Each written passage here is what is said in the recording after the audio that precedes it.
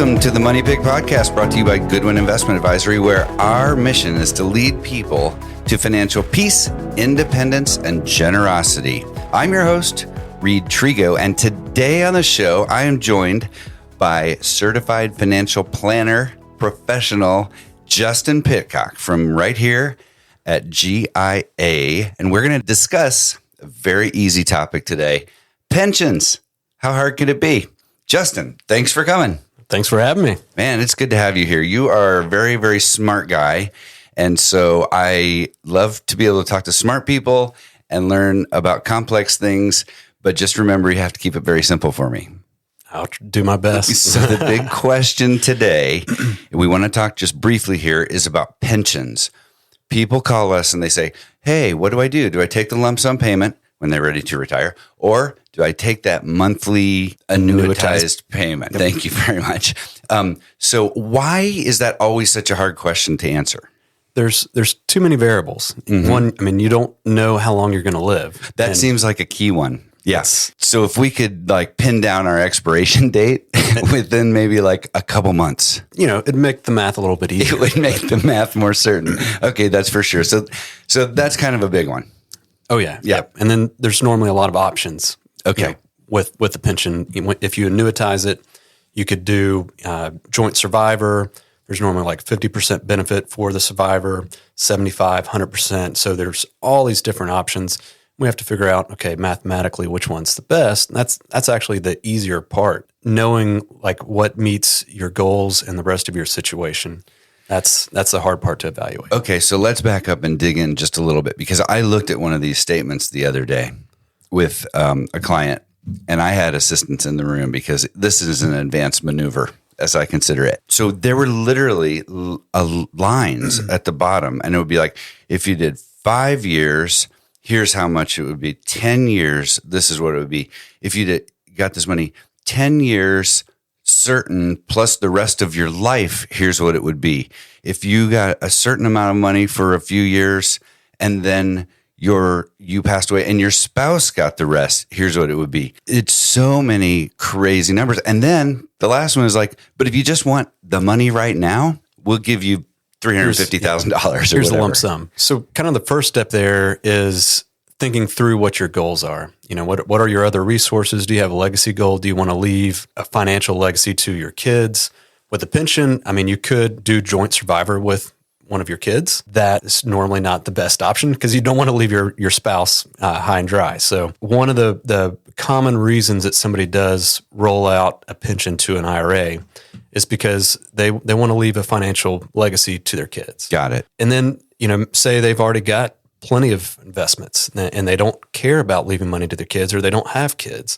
Well, then we need to evaluate, does the annuitized payment of keeping the pension, is that more than the income that we could produce by rolling it out into an IRA and investing that money? So that's the math equation. But we got to make sure first that it aligns with your goals. That takes me back to, if you knew how long you were going to live, that gets so much easier. It does. Yeah. Okay. And people think like there's this one option, and I think is just, okay, we just start paying you for the rest of your life, a certain amount. And it's usually a much lower amount, right? Because they're expecting to pay you from 65 to 95 or whatever it is. And it's lower. But if you take that option and pass away the next month, gone. It's gone. Nobody gets the rest. The insurance company keeps it. That's why the lump sum payout is so interesting to people. Yep. Mm-hmm.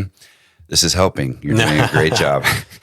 So normally with payout options, most pension plans offer up to 3 or more, and a short period certain, say 5, 10 years, whatever.